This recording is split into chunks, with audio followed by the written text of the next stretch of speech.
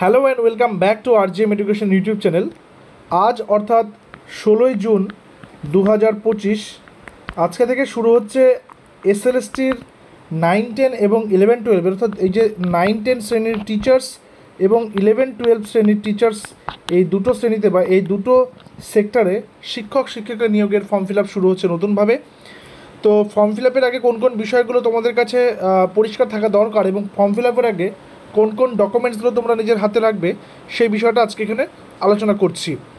সবার প্রথমে যদি বলি 9-10 বিষয়ের ক্ষেত্রে অর্থাৎ 9-10-এর ক্ষেত্রে তোমরা যারা করবে ফর্ম ফিল আপ যারা করবে সবার প্রথমে তোমাদের যেই ডকুমেন্টসটা তারা চাইবে ফর্ম ফিল আপের সময়, যেহেতু অনলাইন ফর্ম ফিল আপ তো সেখানে তো একটা ফটো তো চাইছেই, ফটোটার জন্য উল্লেখ করা হয়নি, ফটো সিগনেচার তো লাগবেই, ফটো আর সাইন। তাছাড়াও যেগুলো ডকুমেন্টস দরকার মাধ্যমিকের অ্যাডমিট কার্ড।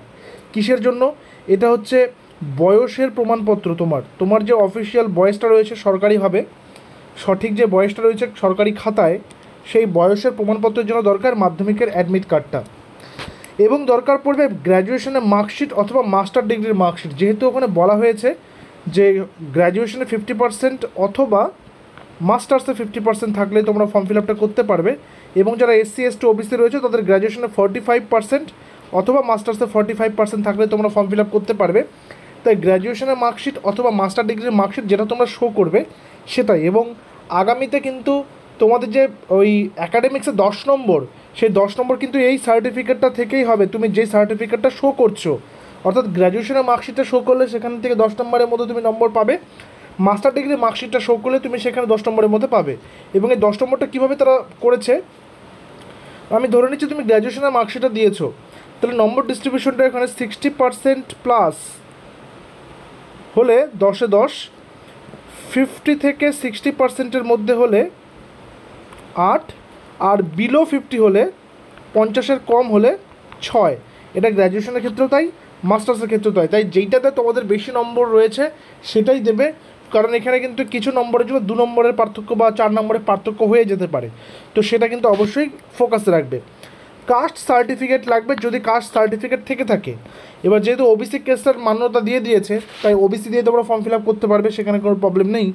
বাকি যাদের SC ST রয়েছে সেগুলো তো তোমরা ফর্ম ফিল আপ করবে যদি থাকে, যদি না থাকে তাহলে UR দিয়ে করতে হবে। বিএডের মার্কশিট, যেহেতু বিএডটা কমপ্লিট থাকতে হবে বলেছে তো বিএডের মার্কশিটটা দরকার। মার্কশিট না হলে পার্সেন্টেজটা সেখানে দরকার, কোন সেশনে বিএড করেছে সেটা কিন্তু দরকার। তো এই ক্লাস 9-10-এর ক্ষেত্রে তোমাদের যেটা দরকার সেটা হচ্ছে একটা পাসপোর্ট সাইজ বা স্ট্যাম্প সাইজ যেটা ফটো, সিগনেচার, মাধ্যমিকের অ্যাডমিট কার্ড, গ্র্যাজুয়েশনের সার্টিফিকেট অথবা মাস্টার ডিগ্রির সার্টিফিকেট তোমরা যেটা দেবে, কাস্ট সার্টিফিকেট যদি থেকে থাকে if any, R বিএডের marksheet.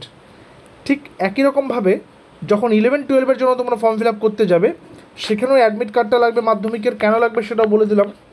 Master ডিগ্রির মার্কশিট, এখানে গ্র্যাজুয়েশনের মার্কশিটের কোনো জায়গা নেই, এখানে মাস্টার ডিগ্রির মার্কশিটটাই লাগবে, কারণ তুমি এখানে 11-12-এর জন্য ফর্ম ফিল আপটা করছো অর্থাৎ higher secondary level, HS level, তাই না?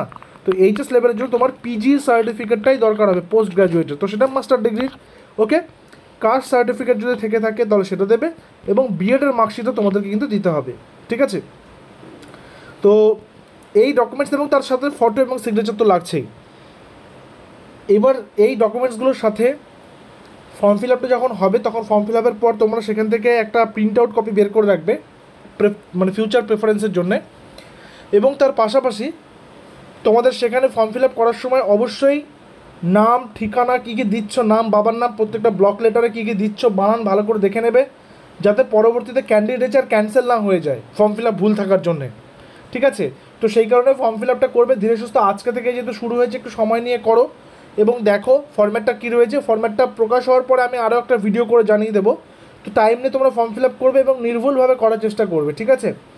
তবুও যদি ফর্ম ফিল আপ সংক্রান্ত কারো কোনো জিজ্ঞাসা, কারো কোনো কোয়েশ্চেন থাকে, এই ভিডিওর কমেন্ট সেকশন তো খোলা রয়েছে, কমেন্ট সেকশনে তোমরা কমেন্ট করবে, তো সেগুলো দেখে চেষ্টা করবো সেগুলো নিয়ে একটা ভিডিও করে দেওয়ার। Till then stay connected with RGM education YouTube channel. Thank you very much.